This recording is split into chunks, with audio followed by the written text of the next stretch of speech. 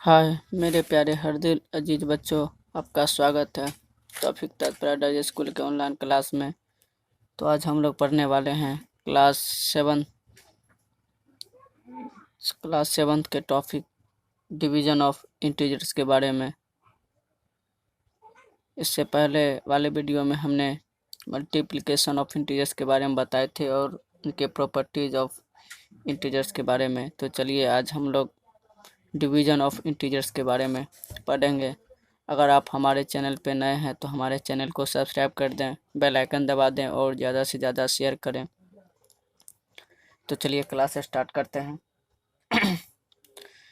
Division of integers, division of integers topic है। इसमें rule क्या है? रूल है if the integers to be divided have same sign then the quotient is always positive.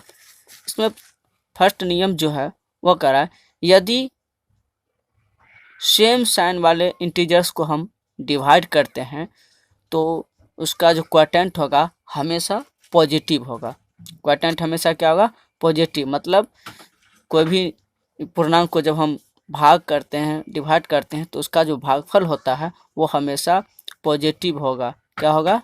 Positive.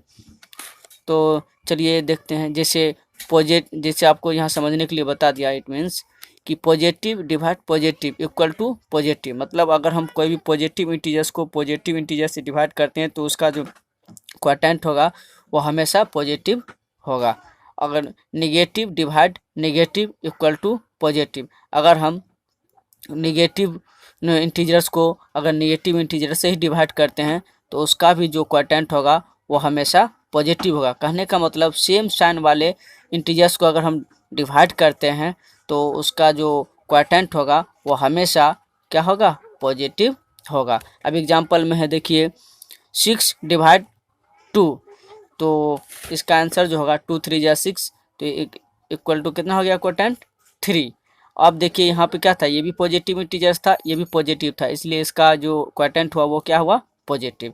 अब यहाँ पे -8 divide -4, अब यहाँ भी देखिए माइनस निगेटिव है इंटीजर्स है और ये भी निगेटिव इंटीजर्स है। तो जब ये दोनों को हमने डिवाइड किया तो इसका आंसर क्या आएगा? 2 4 2 जा 8, और ये माइनस जब सेम रहता है तो वो कट जाता है। मतलब और इसका ये रूल में भी है कि जब सेम साइन वाले इंटीजर्स को डिवाइड करते हैं तो उसका मान हमेशा क्या आएगा? पॉजिटिव। तो इसलिए ये क्या हो गया? पॉजिटिव। ये समझने के लिए तो इसका पहला यही नियम था, जब हम कोई भी सेम साइन वाले इंटीजर्स को डिवाइड करते हैं तो उसका जो क्वोटिएंट होगा वो हमेशा पॉजिटिव में होगा। तो अब नेक्स्ट रूल है two if the integer to be divided have different sign then the quotient is always negative. कह रहा है कि यदि दो इंटीजर्स को डिवाइड करते हैं, मतलब अलग अलग साइन वाले को, अगर अलग मतलब यदि अलग अलग साइन वाले इंटीजर्स को डिवाइड करते हैं तो उसका जो क्वोटिएंट होगा हमेशा निगेटिव होगा। हमेशा क्या होगा? निगेटिव होगा। मतलब डिफरेंट साइन वाले इंटीजर्स को जब हम डिवाइड करते हैं तो उसका जो क्वोटिएंट होगा वो हमेशा निगेटिव होगा। जैसे इट मीन्स हो गया पॉजिटिव डिवाइड निगेटिव। यदि एक पॉजिटिव इंटीजर्स को पॉजिटिव इंटीजर्स को डिवाइड करेंगे निगेटिव इंटीजर से तो उसका जो क्वोटिएंट होगा वो निगेटिव होगा। मतलब positive divide negative equal to negative. अब है कि negative divide positive equal to negative. अगर हम निगेटिव इंटीजर्स को वो भी अगर हम पॉजिटिव इंटीजर से डिवाइड करते हैं तो उसका भी मान क्या होगा? हमेशा निगेटिव होगा, क्योंकि ये डिफरेंट साइन है, एक निगेटिव और एक पॉजिटिव है।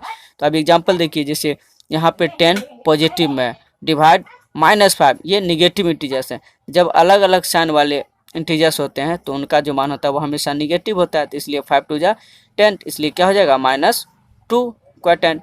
अब यहाँ पे देखिए -12 एक निगेटिव इंटीजर्स है और 2 जो है वो पॉजिटिव है, तो 2 6 जा 12, तो इसलिए माइनस क्या हो गया? 6, क्योंकि ये अलग अलग साइन है तो इसलिए इसका भी जो क्वोटिएंट होगा वो क्या होगा? आपका निगेटिव होगा। तो इस तरह से डिवीजन ऑफ इंटीजर्स के 2 रूल होते हैं जिसका फॉलो करना होता है।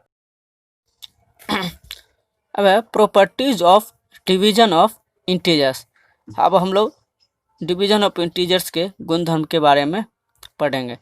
तो ये properties of division of integers क्या है, देखिए ये कुछ रूल पे फॉलो करता है या नहीं, बस इसी की जानकारी हमें प्राप्त करना है।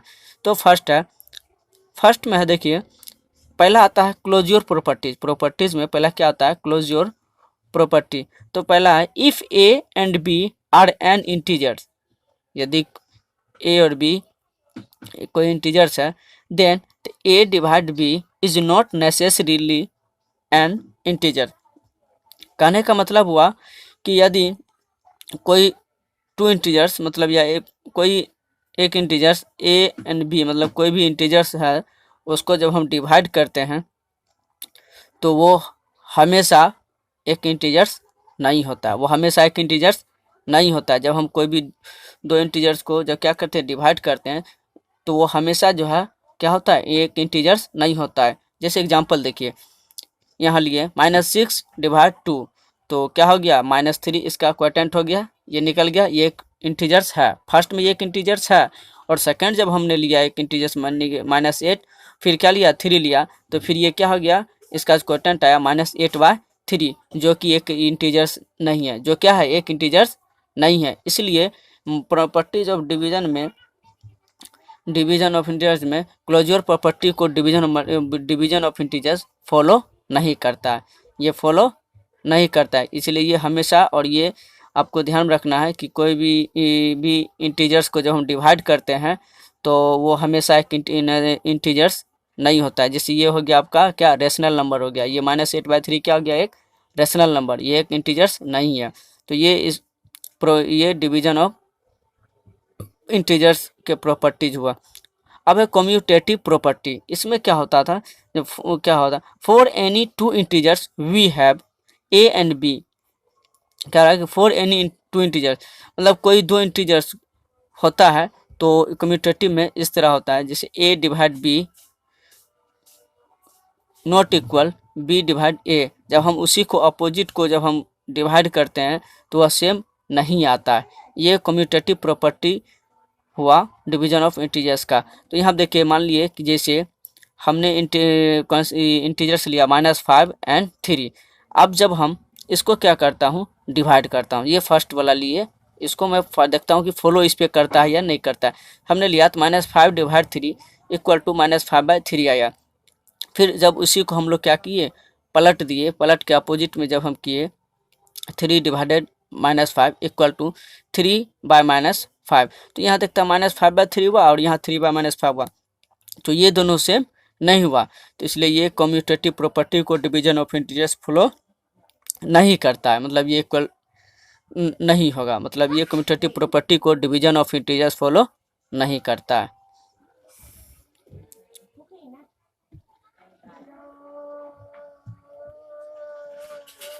अब है थर्ड में डिवीजन बाय 1। अब क्या है, जब हम कोई भी इंटीजर्स को 1 से डिवाइड करते हैं तो उसका हमेशा वही मान आता है जो वो खुद रहता है। अब जैसे मान लिए कि if A is an integer, मतलब क्या, ए कोई एक इंटीजर्स है, देन तब ए को हम डिवाइड करेंगे 1 से, तो उसका मान क्या आया, ए, मतलब वही नंबर आएगा जिस नंबर से हम लोग जिस नंबर को हम डिवाइड करेंगे वो खुद आएगा, वही उसका आंसर होगा इटसेल्फ। अब जैसे हमने यहाँ एग्जांपल लिया 8 डिवाइडेड 1 इक्वल टू क्या हुआ, 8, 1 8 जा 8, तो मतलब क्या हुआ, हम जो इंटीजर से लिए वही क्या हुआ, खुद वही आंसर हुआ। जैसे -6 डिवाइड 1, तो क्या हो जाएगा, इसका भी आंसर क्या होगा, -6, मतलब जो यहाँ पे ए इंटीजर है वही वहाँ इक्वल टू में क्वोटिएंट के रूप में आता है। जो आपका डिवाइडेड के रूप में होता है इंटीजर्स, वो क्वोटिएंट में भी वही इंटीजर्स होता है। अब एसोसिएटिव प्रॉपर्टी। अब यहाँ पे हमें डिवीजन ऑफ इंटीजर्स का हमें देखना है कि एसोसिएटिव प्रॉपर्टी को फॉलो करता है या नहीं करता है। तो एग्जाम क्या है, एसोसिएटिव प्रॉपर्टी में एक 3 इंटीजर्स है, ठीक है। जैसे मान लीजिए बी एंड सी क्या है, 3 इंटीजर्स है, तब हमें उस 3 इंटीजर्स को इस रूल पे हमें फॉलो करना होता है कि ये जो रूल दिया हुआ है वह इस रूल के बराबर है या नहीं। लेकिन एसोसिएटिव डिवीजन ऑफ इंटीजर्स में, एसोसिएटिव प्रॉपर्टी में ये इस नियम को फॉलो नहीं करता है, क्योंकि ये इसके इक्वल नहीं होता है। ये जो रूल है वो इस रूल से के साथ क्या होता है, मैच नहीं करता, मतलब ये इक्वल नहीं होता है। तो आप एग्जांपल देखते हैं। तो हमने एग्जांपल लिया, जैसे let a equal to 16, b equal to 4 and C equal to 2, मतलब 3 इंटीजर्स हमने लिया। अब हम सबसे पहले इस रूल पे अब हम फॉलो करते हैं। तो इस रूल पे जब हम फॉलो किए तो ए का मान 16 था, तो 60 सीधा इस तरह से हमने लिख दिया। अब लिखने के बाद अब जो ब्रैकेट की क्रिया होती है तो इसको हमने डिवाइड किया सबसे पहले, तो कितना आया 4, तो यहाँ पर लिख दिया 4। फिर जो हमें दिखाई पड़ रहा था डिवाइड का साइन हमने उतार दिया। फिर क्या किया, जो 2 था वो 2 लिख दिया। अब क्या है, अब इसको दिखाई पड़ रहा है कि ये क्या करना है, डिवाइड करना है। तो इसको डिवाइड करेंगे तो क्या हो जाएगा, क्वोटिएंट 2, तो ये 2 आ गया। ये जब 2 आ गया, अब हमें यहाँ पे नेक्स्ट रूल है ये, ठीक है। अब इस रूल पे हम फिर फॉलो कर रहे हैं कि किस तरह से कितना आएगा आंसर। तो हमको इस तरह पे जब हम फॉलो कर दिए, रिप्रेजेंट कर दिए, तो अब यहाँ पे 16 जो दिखाई पड़ रहा है वो 16 का 16 लिख दिए, और ये डिवाइड का साथ तो डिवाइड लिख दिए, और जो ब्रैकेट सबसे पहले क्या होती है, ब्रैकेट क्रिया, इसलिए ब्रैकेट के अंदर जो डिवाइड कर दिए तो आया 2। अब यहाँ पे फिर दिखाई पड़ रहा है डिवाइडेड, तो 2 8 जा 16, तो इसका जो मान आया वो आया 8। अब क्या हुआ, इस तरफ जो रूल था उसको हमने किया तो 2 आया मान, और इस तरफ का जो रूल था उसको हम किए तो 8 आया। तो इस तरह से ये दोनों सेम नहीं है, तो इसलिए ये जो एसोसिएटिव प्रॉपर्टी है वो इक्वल नोट होता है डिवीजन ऑफ इंटीजर्स में। तो यहाँ पे अब देखा पड़ रहा है ये जब हो रहा है, तो यहाँ पे इसीलिए 2 इक्वल नॉट टू 8, ये इसलिए 2 क्या है, 8 के बराबर नहीं था, इसलिए डिवीजन ऑफ इंटीजर्स जो है वो एसोसिएटिव प्रॉपर्टी को फॉलो नहीं करता। अब नेक्स्ट है प्रॉपर्टी ऑफ जीरो। अब हमको जीरो का गुणधर्म देखना है क्या होता है। तो यहाँ क्या होता है कि if A is an integer, मतलब ए जो है कोई एक इंटीजर्स है, and A not equal zero, और वो जो इंटीजर्स है वो ए जीरो के बराबर नहीं है, मतलब मान ली ए है तो वो ए जीरो के बराबर नहीं है, तब हम इसको जीरो डिवाइडेड ए लिखते हैं तो जीरो मान आता है। लेकिन जब ए डिवाइडेड जीरो, जब ए को हम डिवाइड जीरो से करते हैं तो एक मीनिंगफुल होता है, मतलब एक मीनिंग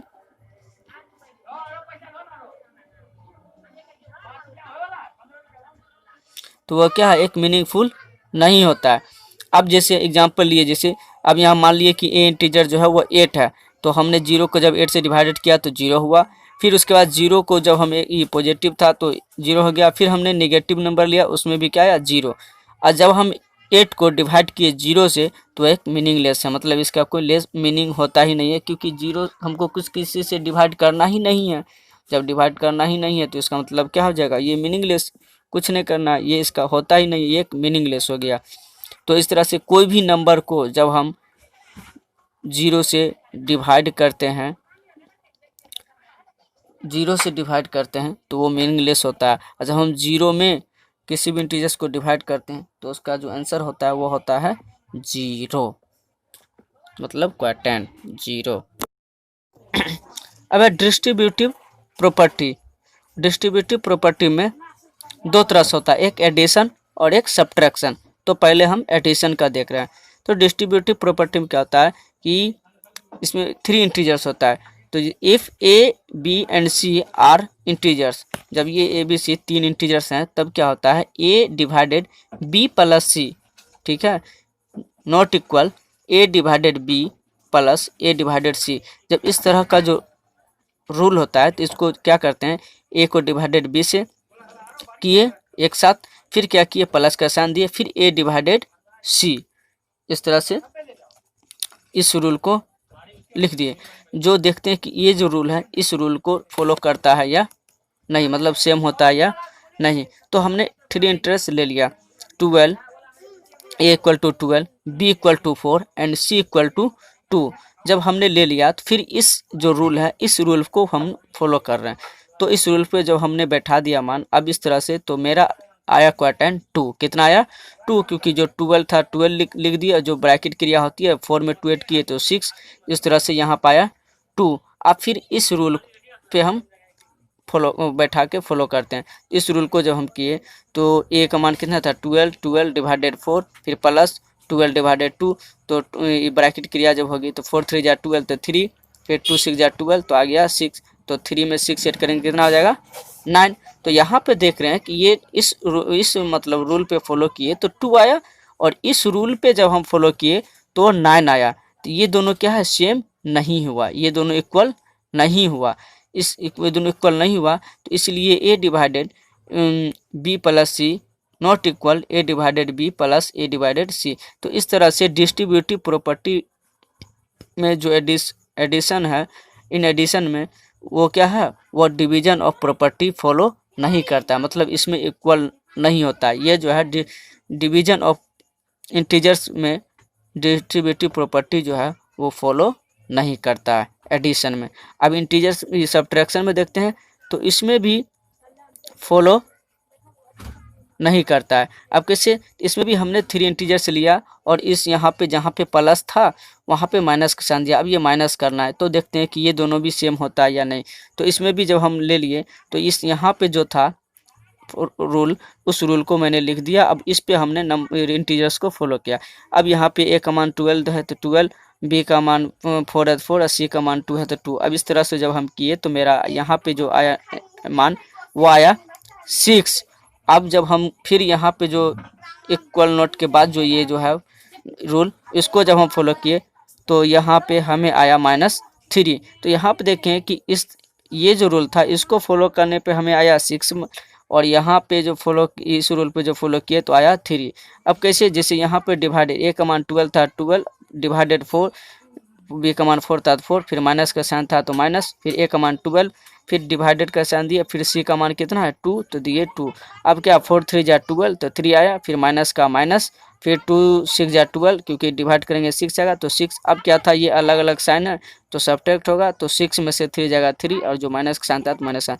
अब यहाँ पे देखिए 6 और 3 ये भी क्या हुआ, सेम नहीं हुआ, इसलिए क्या हो जाएगा, मतलब डिस्ट्रीब्यूटिव प्रॉपर्टी में सब्ट्रैक्शन में भी मतलब डिवीजन और मल्टीपल्स जो है वो फॉलो नहीं करता, मतलब वो जो है इक्वल नहीं होगा। तो इसलिए ये क्या है, ये इक्वल नहीं है। तो ये इक्वल नहीं होता है, ये इसका प्रॉपर्टीज है कि डिस्ट्रीब्यूटिव प्रॉपर्टी में एडिशन में हो या सब्ट्रैक्शन में हो, डिवीजन ऑफ इंटीजर्स क्या करता है, फॉलो नहीं करता है। तो इस तरह से ये इक्वल नॉट होता है, फॉलो नहीं करता है। डिस्ट्रीब्यूटिव प्रॉपर्टी में भी जो है मतलब डिवीजन ऑफ इंटीजर्स फॉलो नहीं करता है।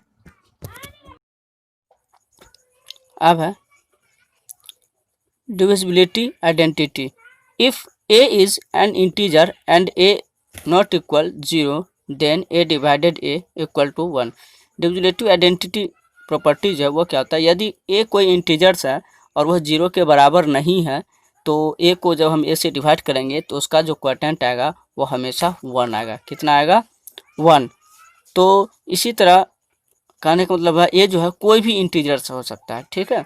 तो जैसे हमने इंटीजर्स एग्जांपल में लिया 5, तो 5 को हम क्या करेंगे, 5 से अगर डिवाइड करेंगे तो क्या होगा, उसका जो क्वोटिएंट होगा वो होगा 1। फिर इसी तरह हमने नेगेटिव इंटीजर्स लिया -9 डिवाइड -9, तो उसको भी जब हम डिवाइड करेंगे तो क्या आएगा 1, क्योंकि सेम साइन वाले इंटीजर्स को जब हम डिवाइड करते हैं तो क्या होता है, पॉजिटिव आता है। तो यहाँ पे क्या हो जाएगा, ये 1 हो जाएगा, क्या होगा 1। कहने का मतलब हुआ कोई भी इंटीजर्स को जब हम उसी इंटीजर से करेंगे, जो इंटीजर्स लेंगे तो उसका जो क्वोटिएंट होगा वो हमेशा 1 होगा। अब 8 है property, if a b and c are non zero integers, मतलब यदि ए बी सी जो है कोई नॉन जीरो इंटीजर्स है and a greater than b, अगर ए जो है बी से बड़ा है देन तब क्या होगा, ये जो रूल है a divided c greater than b divided c, if c is positive, यदि c पॉजिटिव होगा तो इस रूल को फॉलो करेगा। कहने का मतलब हुआ अगर ये c जो कोई नंबर है तीसरा इंटीजर वो अगर पॉजिटिव है तो इस रूल को फॉलो करेगा। एग्जांपल पे हमने लिया 24 ग्रेटर देन 12, मतलब 24 जो है वह 12 से बड़ा है, ये यहाँ है ना, ये देख लीजिए a ग्रेटर देन b, तो 24 greater than 12 and 6 is positive, और c जो है एक 6 जो है वो c का मान है, तो क्या हुआ एक पॉजिटिव इंटीजर्स है।